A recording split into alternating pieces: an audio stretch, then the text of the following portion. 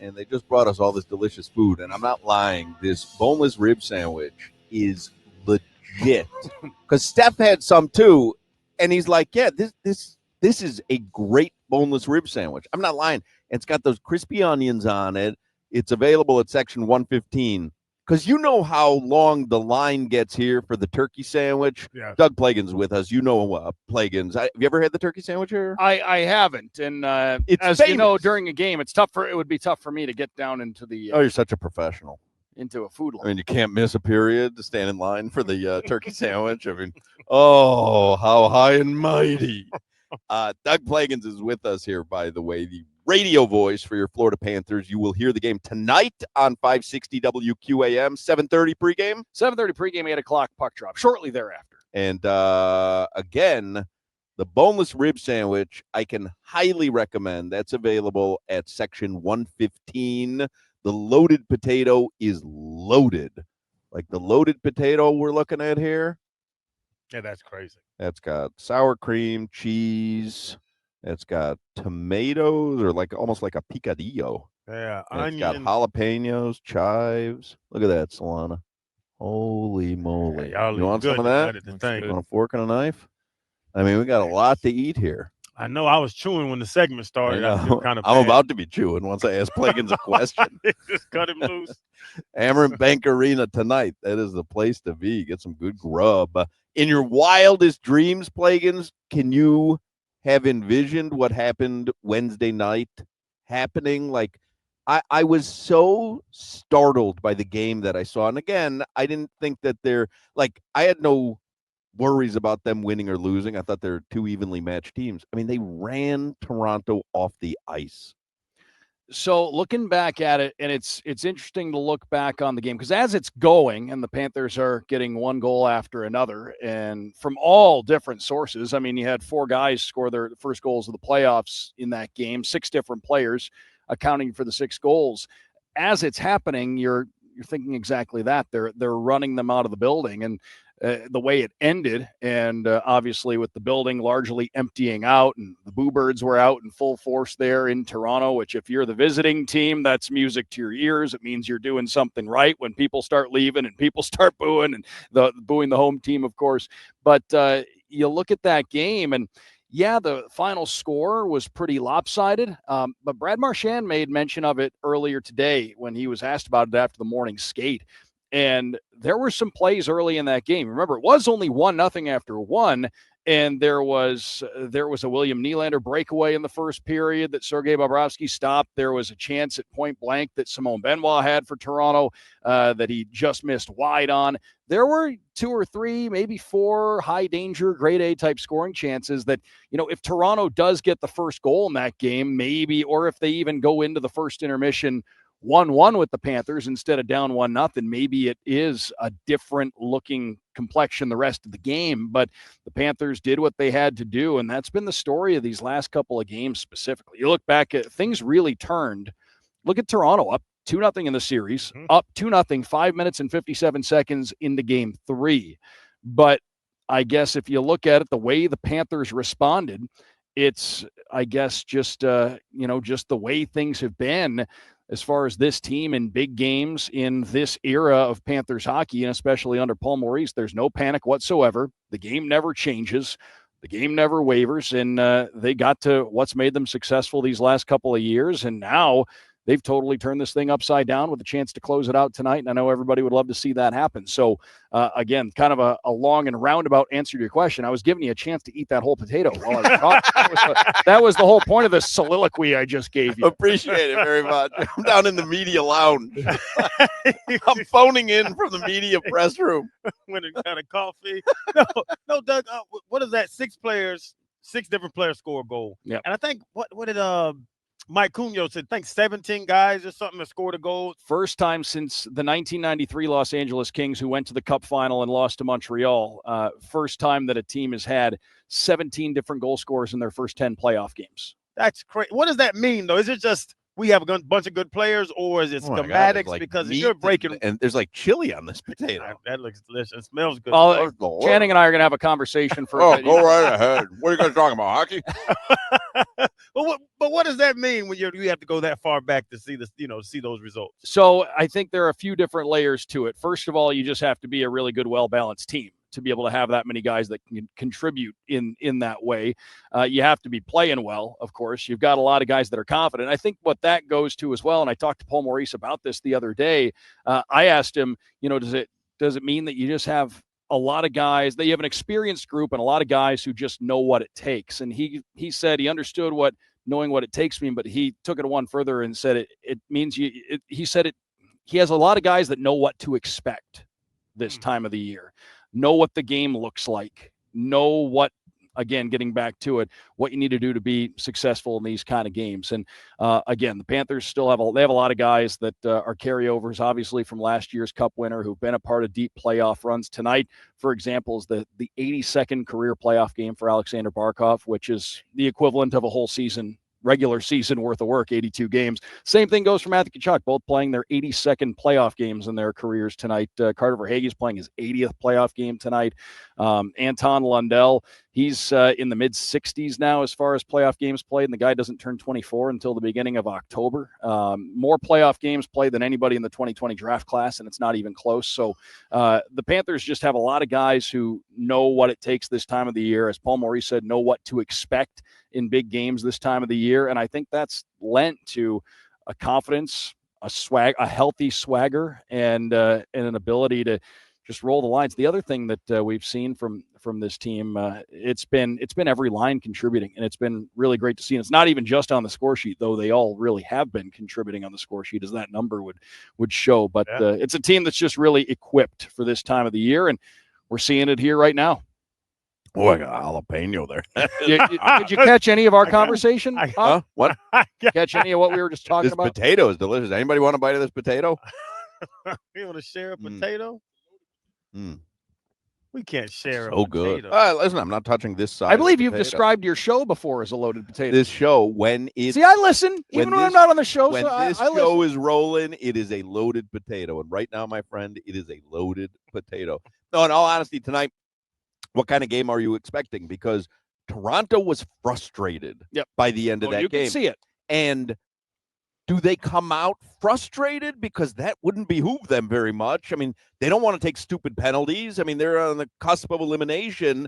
But you know how this Panthers hockey frustrates the opposing team. So I'm wondering what you're expecting tonight from them. Well, I think if we're looking at both sides, I feel like we can sum up what we expect out of the Panthers in a much shorter, more concise fashion than wondering about Toronto based on what they're coming from into this game. The Panthers, this team's been at the Cup final 2 years in a row. This team has plenty of experience at this point in closeout situations, knowing how to handle and navigate games like this. And I would expect the Panthers to come out, and they've gotten to a game that they know has worked year after year now, and they know what it's going to take here tonight. If they can, I know it's easier said than done, but if they can duplicate what worked in the back half of Game 3, what worked in Game 4, what worked in Game 5, if they can just repeat cycle and bring that into Game 6, you love their chances here. Toronto, on the other hand, you look at it in a number of different ways. They're coming off, a game where they can't feel good about what happened. They lost 6-1 on home ice in what a lot of folks up there north of the border, north of the 49th, called one of the biggest playoff games, if not the biggest playoff game that they'd played in potentially a couple of decades. So they did not get, obviously, what they wanted from that one. Does it help them getting out of the pressure cooker that is their home market to be able to come onto the road and try to reset things? I don't know. Maybe it does. But I think at the end of the day, you're going to see, and Paul Maurice talked about that this morning, both teams have a certain motivator going into this game tonight. For the Panthers, it's knowing that you go out and get a win. There's a prize. There's something waiting for you. If you get this done tonight, you get the ability to move on. If you're the Leafs, you come out and your motivator is you've got a different kind of desperation and a different kind of urgency, because you know that if you don't win, that's it. that's it for the season. And who knows? I'm sure it's the last thing the players there are thinking about right now. But just based on all the rumors and everything flying around, who knows what that Leafs team could look like next year if they don't get it done this year, because they've been building this for quite some time. And they have not been able to get past round 2 of the playoffs. Remember, they got to round 2 a couple of years back, and the Panthers bounced them in 5 games during that 2023 run. So there are a lot of different motivating That factors. place had to feel unbelievable on Wednesday night. It was strange because the place was rocking going in, and the electricity around the city, it was crazy because you had this, I know we overused the term, but pivotal game 5. And I know, like I said, we overused the term, but a game 5 when a series is 2-2, that is a pivotal game, because at the end of it, someone's facing elimination. So it was a pivotal game. And you could tell the whole city was looking forward to it. And by the first media time out of the third period, people are heading to the exits. Yeah.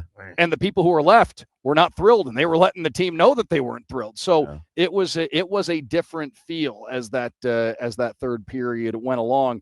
But again, looking at it, that's a really good team that won the division for a reason. They're loaded with top-end offensive skill. And so like I said, certainly wouldn't be the craziest thing if they came out and played a great game tonight. The Panthers just have to be a little bit better than Toronto tonight, and they'll have a chance to move on. Not that it should matter if the Panthers take care of business tonight, Doug, but what did you and perhaps Jamison Olive eat prior to Game 5? Because we Pretty know important. the Chipotle record was important going into Game 1. It didn't exactly work.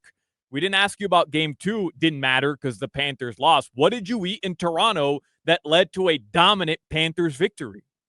And we have to give Alex Solana the badge of honor here for getting to the most important and most important topic here. Thank you very much, Alex, because if you didn't bring it up, I was going to bring it up. We went back to the same Chipotle, and there was some discussion. Wow. There was some discussion going Wow. in. There was discussion going in. I actually texted Jamison Olive the day before. Gutsy. And I said, because this is, I don't know if we revisited the subject, but Game 3, we did not, or I should say Game 1, we did not, or we went to the Chipotle. Game 2, we did not go to the Chipotle. Not only did we didn't go to the Chipotle, we didn't even eat lunch together that day. Like, we changed the mojo up entirely. Mm. And then we had the discussion, and obviously the Panthers didn't win Game 2. So we had the discussion before Game 5. Do we, 6-1 is still a pretty good record. That's what the Panthers' record was when we went to that Chipotle. Do we go back to the same Chipotle? We looked at it as our version of crossing the streams in Ghostbusters. I am shocked. They said not to do it. I am shocked. But we did it. I am shocked. And it got the desired outcome. Crazy. Wow. So, Solana, thanks for getting to the hard-hitting stuff there. Because would you have owned up to this if they didn't win? Yes. Really? Yep. Really? That's silly. You go burrito at Chipotle, right, Doug? I went bowl both times. I was on about a 3 double protein. No, actually, I used to, but I went bowl both times during this series. Wow. I was on about a 3-year run of burrito every time. Well, hockey guys burrito had a long win streak. Yeah, you want to bite in, you want to hold something. Burrito, I love a burrito bowl. Doug, like, I'll go burrito bowl, but you're manlier than me. I like the burrito. Sometimes they fall apart. But they have to be perfectly constructed. Yeah. Don't give me a bad burrito, and don't do the patch. Oh, I got no time for the patch. Oh, where they like stick a different piece of. Yeah, they go. Oh, yeah, no problem. It's bursting through. They go, yeah. Here, you'll never notice. I will never notice. I'll tell you this. I got 4 levels of and the thing's gonna fly right off. Now you're not fooling anyone with the patch. There's an art to it though, because like a hairpiece, like a hairpiece, you recognize it a mile away. Got you. But the professionals, a burrito is a hairpiece. The professionals are way better at rolling a burrito than I am. I tried to. I could never do it. I could never do it. I basically have to resign to the fact that I'm making a burrito bowl. Even if I put it in a shell, it's going to wind up being a burrito bowl. You still got a bowl. All right, Doug Plagens will be on the call tonight. That is a wrap. Oh, okay. It's similar to a burrito, but it's a press. Remember when Taco Bell did the grilled stuffed burrito? Oh, I mean, listen, cheese. You're not gonna get an argument out of me. That was good stuff. What is that? Is that the Cuban? Yes, it's off. Yeah, that's pressed. Like no, plantain chips there. You can take those home with you and pack them in your lunch tomorrow. That's a gift for you for tonight's broadcast. Thank you. I want you to have these plantain chips. Thank- and I love you to, plantain chips. Who doesn't love plantain chips? Look at these. These are the Adam. Natura brand Ooh. plantain chips. And I want you to have these. All guests of the Hoch and Crowder show get a I believe that's a product of Miami, too. Look at the bag. I think bag I've of had these plantain before. chips that are covered with some ground beef Yep. and They all Says get Miami right on the back. whatever. Local. the first person ever to get them. It does. This has like bean. Yeah. Well, I'm Juice not on gonna it. lie. I'm not gonna lie. It's been a bit of a tornado of food eating up here, really between me and Steph. It's not, I don't know if anybody else has partaken in quite the way that I have. Ate a half of a loaded potato during this segment. That just means I talk too long. But I'm Yeah. going to tell you, I'm not lying. People coming to the Amerant Bank Arena tonight, section 115 is where you get this boneless rib sandwich. You want to treat yourself tonight?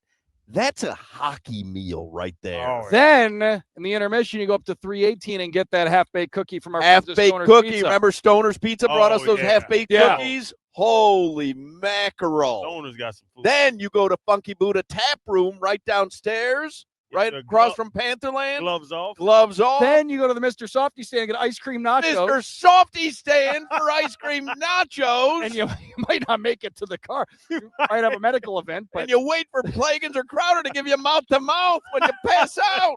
If anybody mouth to mouth. Plagens have a good broadcast tonight. Doug Plagens tonight, 560 WQAM with Billy Lindsay, 7:30 pregame, 8 p.m. puck drop here in Sunrise. Thank you, Plagens. thank you guys. And thank you for being honest about what went on at Chipotle. Always. It takes a real man to be I would honest. never lie about Chipotle. All right.